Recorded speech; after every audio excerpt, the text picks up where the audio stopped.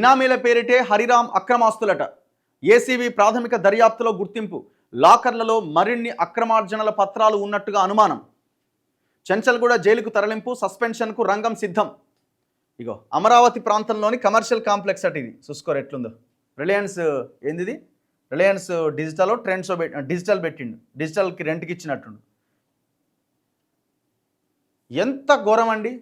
ఒక engineering chief, ఒక engineer Kaleshwaram ప్రాజెక్టులో భాగంగా దాదాపు ఒక 48,000 కోట్ల పనులు చేసిండు. అంటే ఆయన ఆధ్వర్యంలో సంతకాలు పెట్టాలి. ఏముంటుంది, ఇది రైటా రాంగా, కాంట్రాక్టర్కి ప్రభుత్వం పని అప్పగిస్తుంది, ఇది రైటా రాంగా, ప్రొసీడింగ్స్ ఏంది, అసలు నాణ్యతతో కడుతున్నారా లేదా, ఇవన్నీ చెక్ చేసుకోవాలా.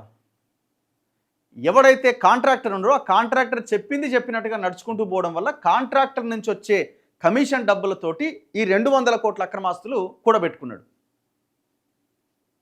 ఈయన జీతం ఎంత, ఈయన కథ ఎంత, ఉన్న ఆస్తులేంది, దాదాపు 200 కోట్ల పైన ఉంటాయట అక్రమాస్తులు. ఎక్కడి నుంచి వచ్చినాయి ఈ డబ్బులన్నీ? ఎవరి కాంట్రాక్టరు?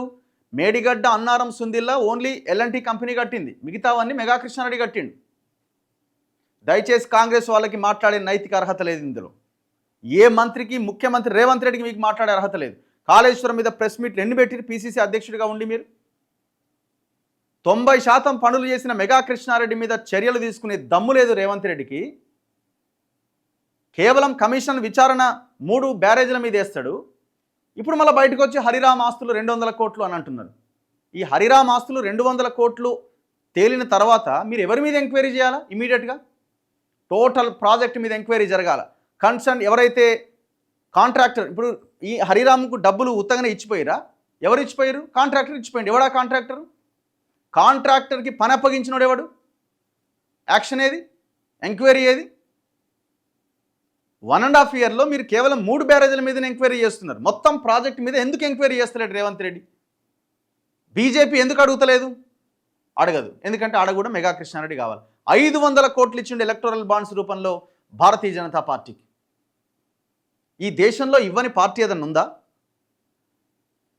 మీరు మెగా కృష్ణారెడ్డి మీద కేసు వేస్తే ఈ రాజకీయ నాయకుల సపోర్ట్ తోటి మొత్తం అన్ని వ్యవస్థలు మనోడి చేతిలో ఉంటాయి. మొత్తం ఇక నేను చెప్పలేను, ఇక ఈ వ్యవస్థ ఆ వ్యవస్థ అని లేదు, ప్రతి వ్యవస్థని మేనేజ్ చేయగలుగుతాడు.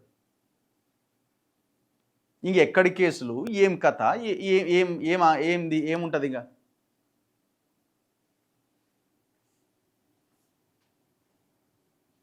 ఒక ఈఎన్సీ 200 కోట్ల ఆస్తులు కూడబెట్టిందంటే ప్రభుత్వం ఎంత సీరియస్గా దీన్ని తీసుకోవాలా?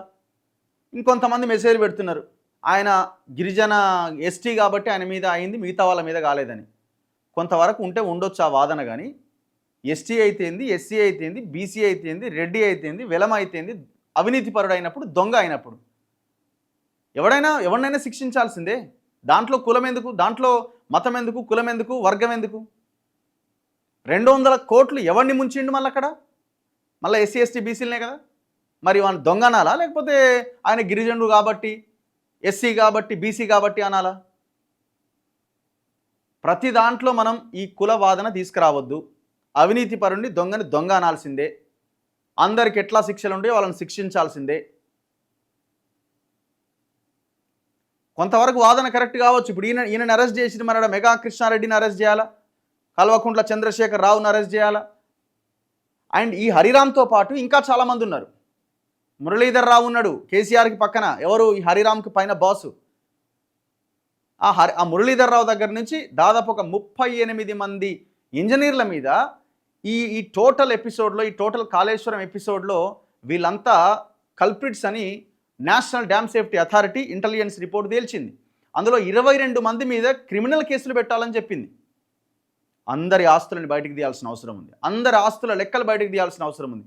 ఓన్లీ హరిరామ్ వరకే పరిమితం అయితే కరెక్ట్ కాదు.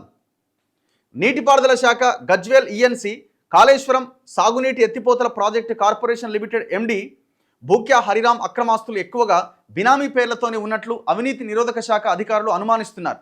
నీటిపారుదల శాఖలో పలు ప్రాజెక్టు పనుల్లో కీలకంగా వ్యవహరించిన ఆయన అడ్డదారిలో సంపాదించిన ఆస్తుల్లో ఎక్కువగా సన్నిహితుల పేర్లతోనే కొనుగోలు చేసినట్టుగా సమాచారం అందడంతో వాటి గురించి కూపిలాగుతున్నారు. ఇప్పటికే తెలుగు రాష్ట్రాల్లో గుర్తించిన అక్రమాస్తులు కొనుగోలు లావాదేవీల గురించి ఆరా తీశారు. వాటిని విక్రయించిన వారిని విచారించడం ద్వారా కీలక సమాచారం సేకరించారు. సిద్దిపేట జిల్లా మర్కూక్ మండలంలోని పలు ప్రాంతాల్లో హరిరామ్ బినామీలకు వ్యవసాయ భూములు అమ్మిన రైతులను విచారించారు. హరిరామ్ తరపున ఇతరులు వాటిని కొనుగోలు చేశారని రైతులు చెప్పినట్టుగా తెలుస్తోంది. హైదరాబాద్, అమరావతి, కొత్తగూడెం తదితర ప్రాంతాల్లో కూడా బినామీల పేర్లతో అక్రమాస్తులు కూడబెట్టినట్లు ఏసీబీ అధికారులు గుర్తించారు. అమరావతి ప్రాంతంలోని ఒక కమర్షియల్ కాంప్లెక్స్ను ప్రైవేటు కంపెనీలతో పాటుగా ఒక ప్రభుత్వ సంస్థకు లీజుకి ఇవ్వడం ద్వారా పెద్ద మొత్తంలో ఆర్జిస్తున్నట్టుగా తెలుసుకున్నారు. మరోవైపు యాదాద్రి భువనగిరి జిల్లా బొమ్మల రామారం మండలం రామలింగంపల్లిలో 4 ఎకరాల 22 గుంటలతో పాటు తూమ్కుంట పరిధిలో ఎకరం 18 గుంటలు కలిపి మొత్తం 6 ఎకరాలు కొనుగోలు చేసి ఫామ్ హౌస్ కట్టుకున్నాడట. ఇగో ఇదే ఆ ఫామ్ హౌస్. ఇది హరిరామ్ కుటుంబ సభ్యుల పేరిటే ఉన్నట్లుగా దస్త్రాలు బట్టి నిర్ధారణకు వచ్చారు. తన హయాంలో జరిగిన వేల కోట్ల విలువైన ప్రాజెక్టుల నిర్మాణంలో అధికార దుర్వినియోగానికి పాల్పడి కాంట్రాక్టర్ల నుంచి ముడుపులు పొందడం ద్వారా హరిరామ్ అక్రమాస్తులు పోగేసినట్టు ఏసీబీ అధికారులు ప్రాథమికంగా అంచనాకొచ్చారు.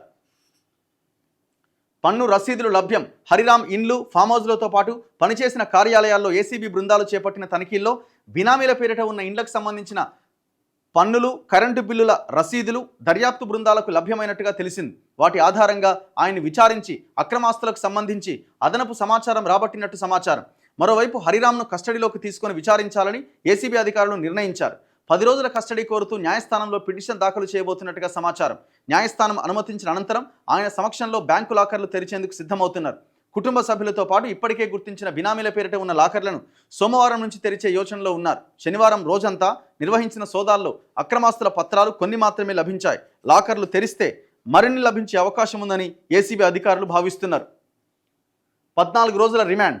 శనివారం ఉదయం మొదలైన ఏసీబీ సోదాలు రాత్రి పొద్దుపోయే వరకు కొనసాగినాయి. రాత్రి 2 గంటల సమయంలో ఏసీబీ న్యాయస్థానం జడ్జి నివాసంలో హరిరామ్ను ప్రవేశపెట్టారు. ఆయనకు న్యాయస్థానం 14 రోజుల రిమాండ్ విధించడంతో 2 గంటల 45 నిమిషాల ప్రాంతంలో చెంచల్గూడ జైలుకు తరలించారు. ఆదివారం జైల్లోని అడ్మిషన్ బ్యారెక్లో ఉంచారు. సోమవారం ప్రత్యేక బ్యారెక్కు తరలించబోతున్నారు. వేటు వేయబోతున్న నీటిపారుదల శాఖ ఆదాయానికి మించే ఆస్తులు కలిగి ఉన్నారంటూ ఏసీబీ నమోదు చేసిన కేసులో రిమాండ్లో ఉన్న హరిరామ్పై సస్పెన్షన్ వేటు వేసేందుకు నీటిపారుదల శాఖ రంగం సిద్ధం చేసింది.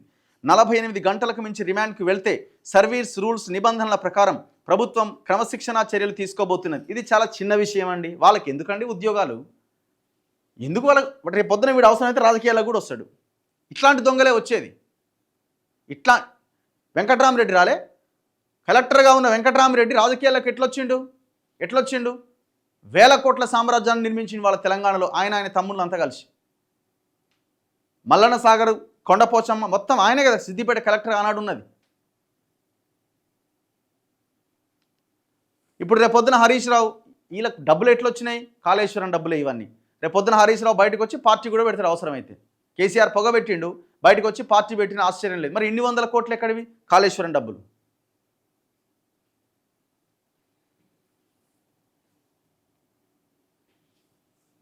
విషయం ఏంటంటే ఈ కాళేశ్వరం డబ్బులలో కాంగ్రెస్కి వాటా ఉన్నది, బీజేపీకి వాటా ఉన్నది, కొన్ని సంఘాల నాయకులకి వాటా ఉన్నది, మీడియా సంస్థలకి వాటా ఉన్నది. ప్రతి ఒక్కరికి ఎవరికి వెళ్ళాల్సిన వాటాలు వాళ్ళకి వెళ్ళినాయి. ఎవ్రీడే పెన్షన్ లెక్క తీసుకున్నారు గంతే. ఈ విచారణ మీద మీ అభిప్రాయం ఏంది? ఇది జరుగుతుందా? ఇది ఇంకా ముందుకు పోద్దా అంటే పోదు, 100% పోదు. ఇది హరిరామ్ దగ్గరనే ఆగుతుంది. మన ఏదో తూతు మంత్రంగా 4 రోజులు నడిపిస్తారు, ఏదో ఒక వార్త అవుతుంది, అయిపోతుంది. ఎందుకంటే అక్కడ మెగా కృష్ణారెడ్డి ఉన్నాడు కాబట్టి టచ్ చెయ్యరు. కాంగ్రెస్ వాళ్ళు టచ్ చేయరు. కాంగ్రెస్ ఎందుకు టచ్ చేయట్లేదని కేసీఆర్ అడిగే అర్హత లేదు, ఎందుకంటే ఆయనే ఇందులో ఇన్వాల్వ్ అయ్యింది కాబట్టి. భారతీయ జనతా పార్టీ వాళ్ళకి 500 కోట్లు మెగా కృష్ణారెడ్డి ఎలక్టోరల్ బాండ్స్ రూపంలో ఇచ్చింది కాబట్టి వాళ్ళు కూడా మాట్లాడరు. ఇక మాట్లాడేది వాడు మీడియా ఎట్లాగో మాట్లాడదు, క్లోజ్. 4 రోజులు వార్తలు రాస్తారు ఓన్లీ హరిరామ్ని బేస్ చేసుకొని. హరిరామ్ వెనక ఎవడున్నాడు అని ఒక వార్త రాయమనండి పేపర్లని, దమ్ముంటే రాయరు. సో ఇది కూడా 4 రోజులు నడుస్తుంది, అయిపోతుంది. ఈ ఫోన్ ట్యాపింగ్ కేసు కూడా అయిపోయింది అంటున్నారు ఆల్రెడీ. ఈ వీళ్ళని అంతా మేనేజ్ చేసి క్లోజ్ చేసిరని అంటున్నారు. మరి అది ఇంకా తెలియదు ఇక.